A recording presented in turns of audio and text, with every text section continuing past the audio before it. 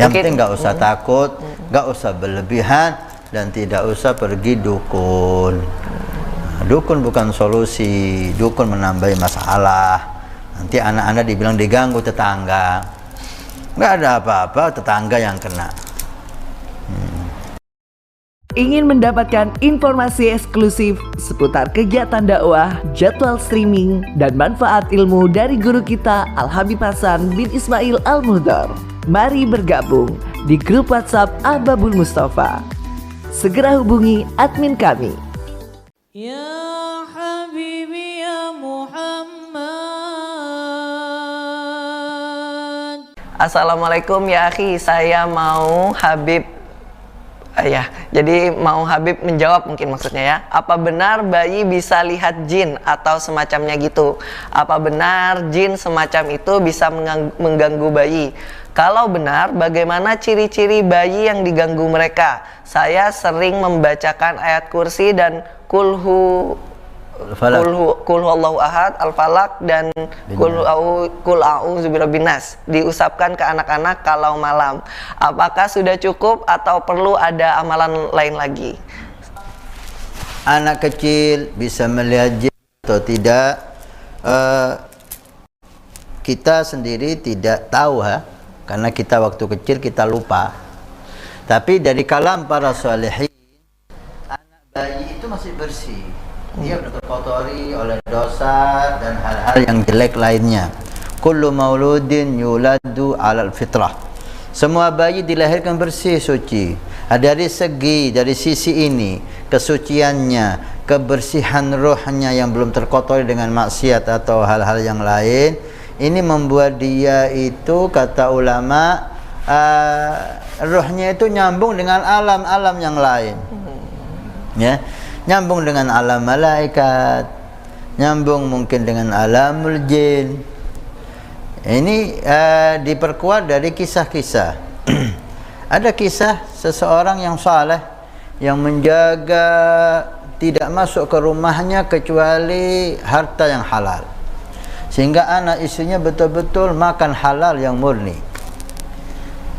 Anehnya setiap si bayi ini, si anak ini dibawa ke Masjidil Haram untuk diajak tawaf, si anak menjerit, menangis ketakutan.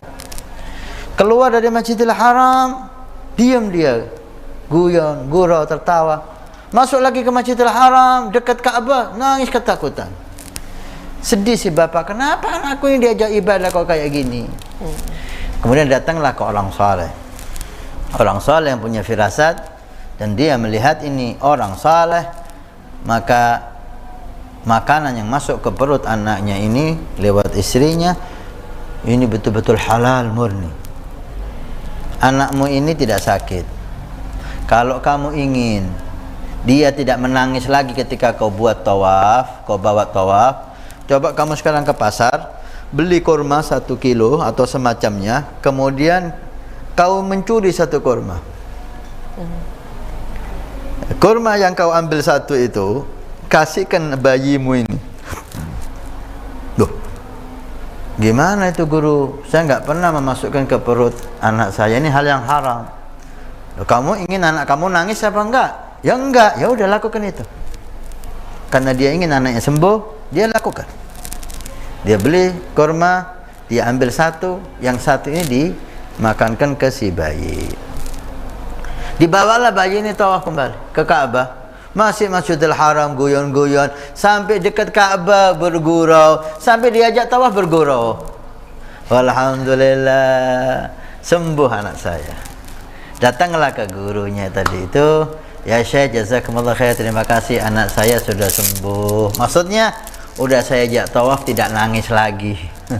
Anakmu itu nggak sembuh. Maksudnya apa ya Syekh? Anakmu itu waktu kau ajak tawaf, dia melihat malaikat di situ, bermacam-macam bentuknya, banyaknya yang tawaf di Ka'bah. Anakmu nggak kuat. Kenapa lihat malaikat? Karena hatinya bersih dan makanannya halal.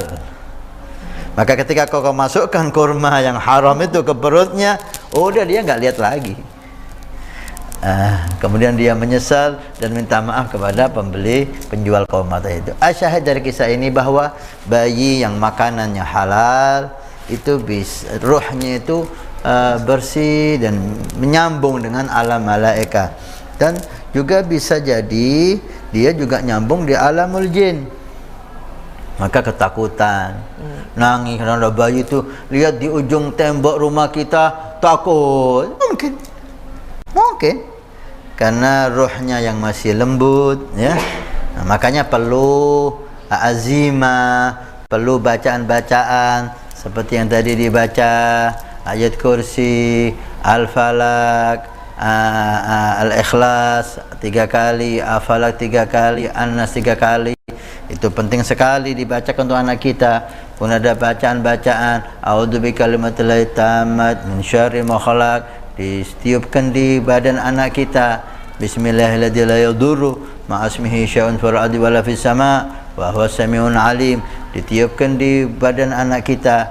Dan zikir-zikir at-ta'awudz semacam ini perlu sekali untuk kita baca untuk membentengi anak kita dari gangguan jin atau roh-roh jelek. Yang penting nggak usah takut, nggak usah berlebihan, dan tidak usah pergi dukun. Dukun bukan solusi, dukun menambah masalah. Nanti anak-anak dibilang diganggu tetangga, nggak ada apa-apa, tetangga yang kena.